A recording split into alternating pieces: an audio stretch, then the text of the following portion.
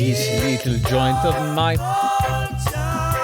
We had to go to this dispensary that was not our usual. It was on the bad part of town. To me, the bad part of town means zilch. But maybe it should mean something to me. As a very white, when you first see me, you think white. This very white person, yes. Maybe the bad part of town should be an off-limits place for me because I was threatened by two Mexican gangsters here. Went into this dispensary. I couldn't believe it. Wasn't our normal. Our normal one is great. They're so nice. They're so loving. You're in and out. This was one of those marijuana dispensaries where you go in and you walk in and it's a room the size of like a double jail cell. They've got, you walk in and behind this glass banker's little counter is another Latino guy behind a computer. And one at a time, customers in this dead silent waiting room come up to the counter and they got to check in. It's this whole process of IDs and there's security guards with bullet belts guarding the next door that you get to go through. If you're lucky, I didn't get to go through that door. I had to run. I did one of my patented, wait, this patented, woo! And I had to pull myself out of there. This was a dispensary. We go in. The first thing I did was open the door, and I was hit with dead silence. It was a 12 by 12 foot, completely silent room with maybe 15 to 20 people in it, all like this. It was packed. Every person in there dead silent, standing in their own area with their own version of this. Or their own version of this. Or their own version of this. So I walk in there and I start doing some skits. No, I started, it was this quiet. Listen to this. It was this quiet. I opened the door. I'm coming out of it. It was louder outside in nature than it was in these stores. I walk in and it sounded like this. Open the door. That quiet. So I'm talking probably 1 decibel louder than my normal talking voice, okay? But it's dead quiet. 16 strangers all go like this to me. They're all just standing there. I walk in the door and then... Oh, okay. I walked in, and I think the first thing I said was, woo, look at this place. The first thing you said was, no music? Yeah, no music? Come on. I hate a place like that. Have you ever been to a restaurant, and they make you sit there in silence, and you're going, the fish. Play music, okay? You got to case the joint with music. It's got to be, so I don't like that. 15 people in a room. All you hear is, the buzz of the fluorescent light strips under their plastic casing. This place was really opening the door to your own private, hi, we're the police. We'd like to talk to you at our place. That's what it really looked like. So I made some comment to her. Private comment to her, to my friend. Like, if there was music, then maybe they wouldn't have been able to hear. Yeah. I go, geez, no music? Nothing? This is fucking crazy. This is like being in jail. Jesus Christ. But I'm still willing, And my friend was with us, and we started telling her about how the other dispensary we go to how like the other this. places aren't like this. This is crazy. Why would they put somebody through this? And then we get to the counter finally after a pretty long wait. And the guy goes, IDs, and he's going over all the IDs. And every time I'm at a dispensary, by the way, I find it ridiculous. Like, any form of guideline that they have to have, the locked case, the security guard with the gun belt, I need to check your ID. All of it is too much. All of it should be gone. I want to make that perfectly clear. You should just be able to walk into a store, buy the weed, and get the fuck out. There shouldn't have to be a discussion about any ID. Well, maybe. Yeah, you got to check the age. That's it. Check the age. Then let me buy. But no, so we're at the counter and it's age. Let me get your phone number, your email address, for what? And by the way, every time we go to a dispensary, it's $463. Okay, that's our average dispensary thing with all the edibles and the eatables and the pre-rolls and the Kiva connections and all this stuff. So yeah, $463. And then of course, if you try to tip, you gotta, they get $5 because it's a digital ATM. It's some weird law. There's fees, but I don't mind all that. Okay, I'll give them as much money as they want. You know, all I want to do is be able to go in and be out of there within 5 minutes. That's my main concern. He's checking her IDs. And then he goes, all right, only 2 of you could go into that room at a time, and you got to wait. And then there's like a line of 16 people in this waiting room, in this dead silent waiting room, waiting to get into door number 2, where only 2 of us could go at a time. So I just say to the guy goes, only 2 of you at a time could go in there. And I go, why? And he didn't hear me. And I go, why could only 2 of us get it? And as soon as I said that, I hear from 2 men back, because it's regulation of the Arizona state guidelines. And I mean, this guy starts like rambling like a court speech. I mean, Joel, maybe you could remember some of the stuff that he said. Basically what you just said. So I mean, I go, hey, how come only 2 people could go there at a time? And then you interrupted him, okay? Okay. Hey, so how come only 2 people could go in there at a time? That's fucking nuts. That's the law in Arizona State. Excuse me? That's the guidelines. That's the law. That's the... But he kept the ram. I mean, it was really, and he was looking at me. So it's Well, this I was Latino frozen. figure. Yeah, you were frozen. So this, So. and remember, it's My memory dead is blurry. silent. He's 2 or 3 guys behind me. It's dead silent. And I go, you know, why? And I'm being very Jewish-y in there. Okay, yes. But that's how I act in places that are BS. Sorry, I don't just go into a place and stand silently in line because they think it's a rule. It's not a rule. And then as this Latino gang member, I mean, he was all decked out. He was wearing the colors. He was all decked out, bigger than me, badder than me, more Latinx. He was very mean. And he had the face, the only thing I could describe it as, he had the face of a troop, not a cop. Not a cop. There aren't a lot of Latino cops, at least here. But he had the face of a Latino troop, where he has bought into everything that this country has set up, and he's going to follow those laws. Meanwhile, you're at the weed stores. I don't know. But I get it. If you're at the weed store, that means you are out of weed. So you're going to be cranky, probably, until you get that herb. Okay, he's a little cranky, and he started very militantly, and he made that face, that cop face, that troop face, and he started like reciting legal jargon as to why we couldn't. By the way, I go to another place, and we're all in the same room at the same time, so I don't care what code they think they heard about. You don't need a code. Open the door, sell the man the weed, move out of my way.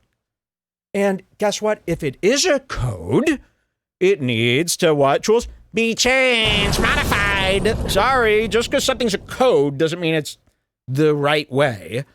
So as soon I turn around, I go like this. Here, I'll pretend I'm standing this way, and then I turn around to look at him, and I go, huh? And what I started doing, I think this is what you can't do to a Mexican gang member. So you start doing it. I go, why can only 2 people be allowed? Oh, that's the code. That's the law. What is the code? Are you part of the police? Are you part of the police? And I kept going with this voice. Cop? Oh, I'm a police officer. The part. And he's going. And I guess I can see why he would become enraged. And then I go, okay, you know, and he like stopped, and then that was it.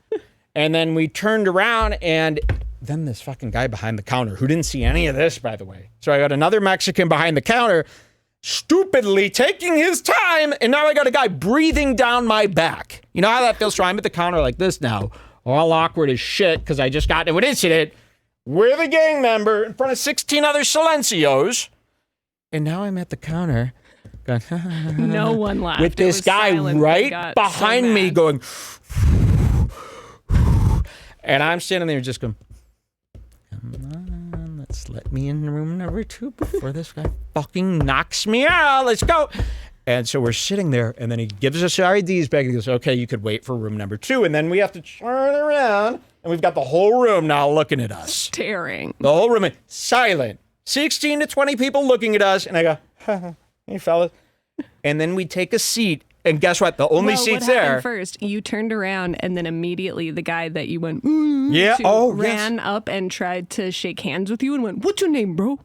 Yes, he did. And I wasn't having anything with him. And you went, no. Oh, I go, oh, the mayor's back for more. Here he is, Mr. Right. Place.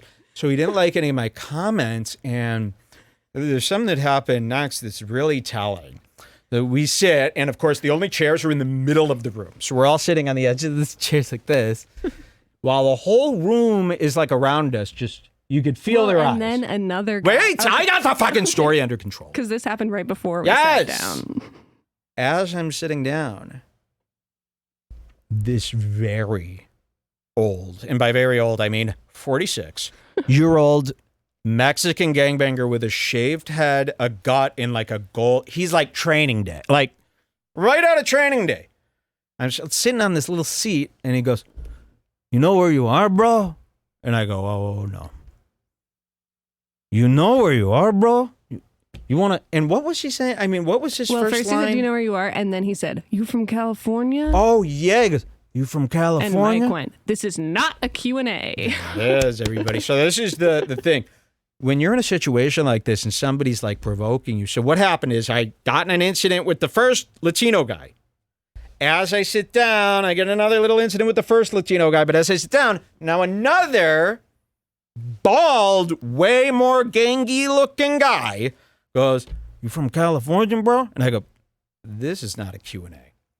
And this is important. This is what you have to remember. When you're in these situations, your little heart might start thumping a little bit more. And you've got this man-on-man violence. And a lot of times where people lose in these little battles is, okay, let's say that I was one of these guys that would lose, okay, making the mistake. So the guy goes, you from California, bro? No, I'm not from California. I'm from here. Thank you. That's where you lose.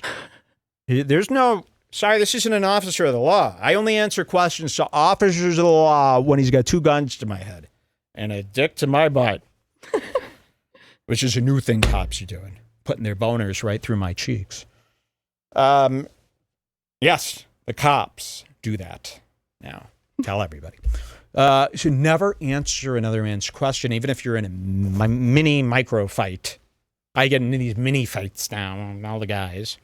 And even if you're in a mini fight, you don't have to answer his series of questions.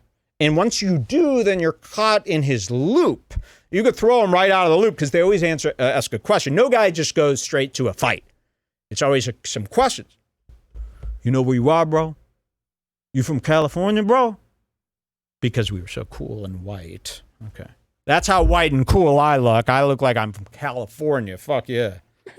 So that's pretty cool. You from California. Maybe that was but what he means by that mark. is this is our Mexican territory. And it's like, by the way, when I should have said, here's what I should have said. Yeah, I do know where I'm from. America. You? Because this is still America, even though it's 30 miles from your place that you have to flee. Why America? Why? Where are you from? God, Mexico? I did not say that. You from Mexico? No, I go, this isn't a Q&A. And that, Mexican gangsters aren't used to like being like made fun of ever. Like with the first guy, when he was like, it's because of the state regulate, he thought I would just go, but instead I went, and that's like never happened to a Latino gang member. And I like almost forget, yeah, this isn't just a store. This is a weed dispensary on the bad side of town at night by the Latino gang town. So then I actually start getting a little worried when the second Mexican gangster was like, all right, Don. And when I said this isn't a Q&A, this is what he said. All right. He respected that. All right. But then the other guy turns around and goes, we'll follow you outside with that. We'll meet you outside. And I'm going, oh, God. And then I had to think here. I go, okay. And I got the other. And I had to think here. I go, okay, so we wait for the stuff and then we see you. Then we follow. Okay. But I'm still willing. I'm still sitting there. Oh, he's going to follow me outside. And then the whole place starts joining in on their side. So I'm sitting in a chair, I'm having all this stuff, and then this junky, like skinny Dana, remember that Dana dancer on the Gavin McKinnon show? Like a junky crackhead lady goes to me, and Jules is sitting next to me. She goes, "Is that your daughter?" And I go, "Oh no," they were all starting, and then they all started kind of picking on us. And that's where I said, as soon as the junkie starts picking on us, and then they all start chiming in, and I go, "Okay, we're gonna go." And I looked at everyone, and I did one of these. I go, "Good night, guys. We have to go." And then we go, get in the car. I immediately called 911. They've got guns. Here, follow my look. They got guns. Look up, look at your back. And we sped the fuck out of there.